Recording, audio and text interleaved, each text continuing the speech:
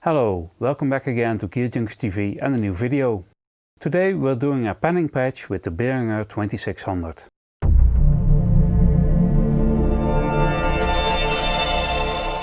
So the Behringer 2600 is a very versatile synthesizer and I like to experiment with it. So in what hopefully will be a series of videos, we want to show you some patches that I made with it. Today we are building a panning sound patch to show you how to do this and how that sounds. But first, if you want to see more, you can stay informed about all our videos. Subscribe to our channel by clicking the subscribe button below the video. And you can also hit the bell button to get notifications when there is something new on our channel. Before we start, we have the finished patch sheet available for download. There's a link below the video. And by all means, please let us know if you have any questions or suggestions in the comments. We will be happy to try them out and assemble ideas for future sounds. Okay, back to the 2600. So it has two outputs with a panning slider, but this can only be operated manually. So there's no auto panning option possible. Panning can create a really nice evolving stereo imaging that makes the sound richer. And luckily, the 2600 has a lot of patching options, and some of them will make panning possible.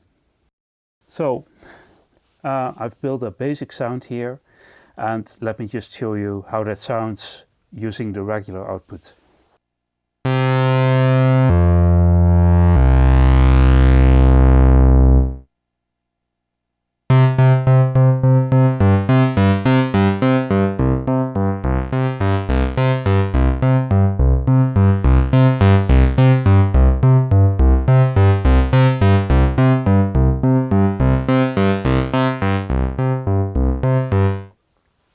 So a very basic sound patch, I would say, but of course it sounds mono. So what we're gonna do now is use the left and right input that the 2600 has to offer. And for that I will just patch these cables in so we can hear momentarily what we are about to make with this patch. You can bypass the mixer on the 2600s by doing this, and therefore give each output its own signal. If these two are different from each other, in either timing or timbre, you create a stereo effect. Typically, if you want to control the left and right channel output volume, you need two VCAs.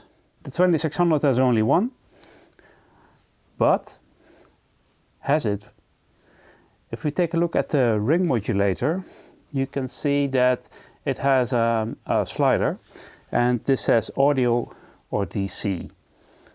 And in DC mode, it handles control voltages. It's a linear voltage that's being added or subtracted between the two signals, and therefore you can use it as a volume or as a VCA if you want. For now, we start with this input unpatched, so it will just give VCO1 as a sound, and we'll pass it through to the left output here. So the VCO input 2 gets the envelope output. In this case we are using the ADSR for that, and the other of the two envelopes we use for the regular input path. So we use the signal flow of the 2600. VCO 1 and 3 go into the filter and then into the VCA. This is controlled by the AR generator. And it's set to a fast attack and medium decay. Well, the output of the VCA goes to the left audio input, and to get similar sounding waveforms on both channels, we patch the output of the filter into the VCO 1 input of the ring modulator. Like this. Now if we connect both audio inputs, you can already hear the stereo effect. So let me show you how that sounds.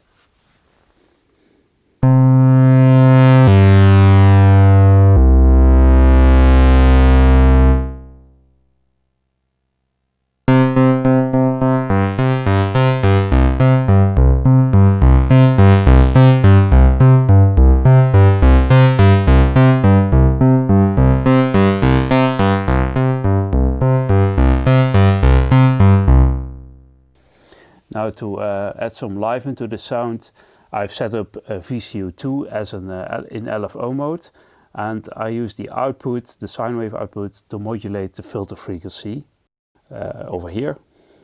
It's not set too high, so we'll just slightly hear the filter modulating a little bit, and this gives a nice, slightly unpredictable sound to it. But to add to that, I've used the sample and hold set to a low rate here to control the VCO2 as well. So this means that the pattern will not be a regular sine wave, but will be a little more complicated, therefore adding to a little bit to the unpredictability of the filter opening and closing. So let's listen to the total patch.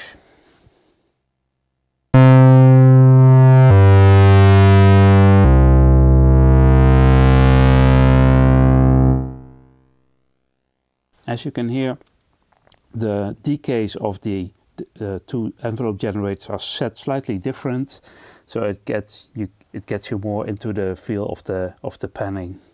As I play the sequence, I'll play a little bit with the filter so you can hear what that does to the total sound.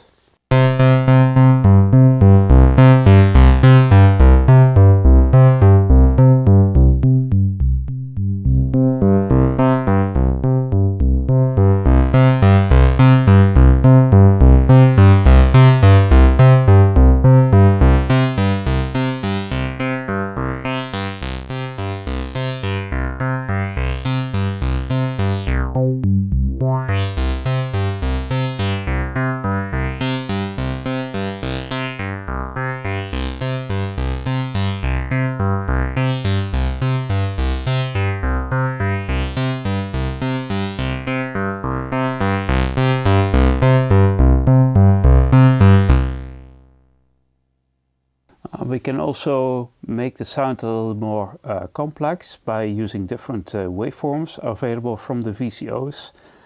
For that, I patched the sawtooth output of VCO1 into the filter input to keep a sawtooth sound present. Let's do that first.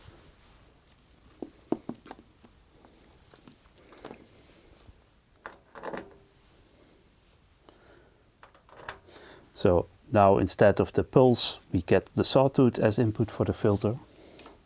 And now we use the pulse output of VCO3 and we patch this into the VCO1 of the ring modulator.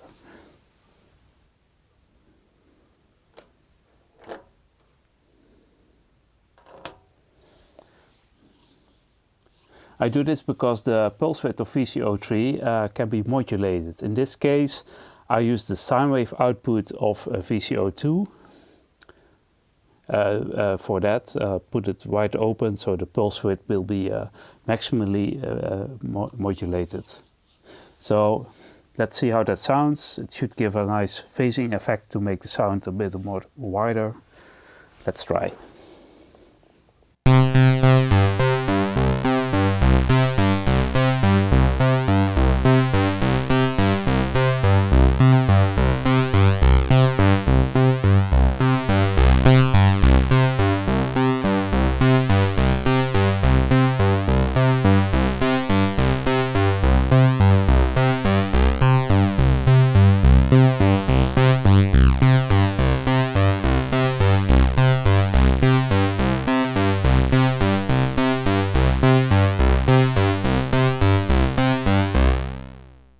Finally, we can play around with the envelopes. We'll make the attack of the ADSR envelope slower and then tune down the release.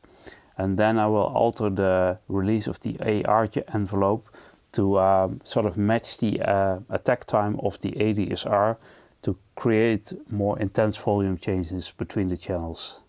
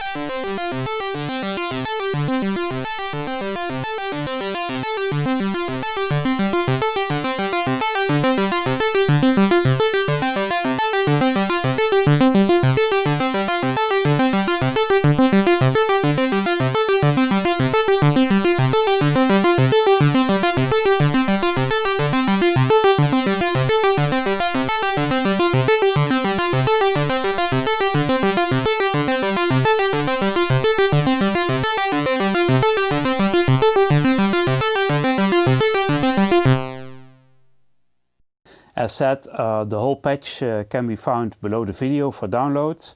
I made two patch sheets, one for the first patch we made and the second one for the patch where the pulse width variation was included. Of course, feel free to try what happens when you adjust the envelopes, filters, etc. and let us know in the comments what you think. Finally, I'll play some more sequencing and add some of my outboard effects to show you what stereo fields can do with the total sound that this beautiful synthesizer can make.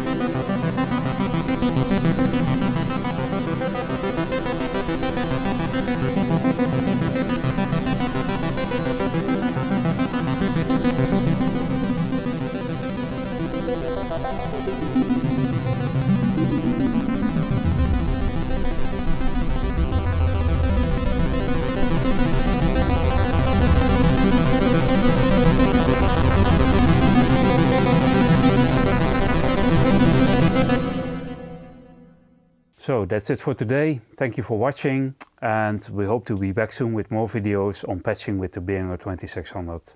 Did you like this video? Then please give us a thumbs up, and you can also subscribe to our channel by clicking the button below. See you next time.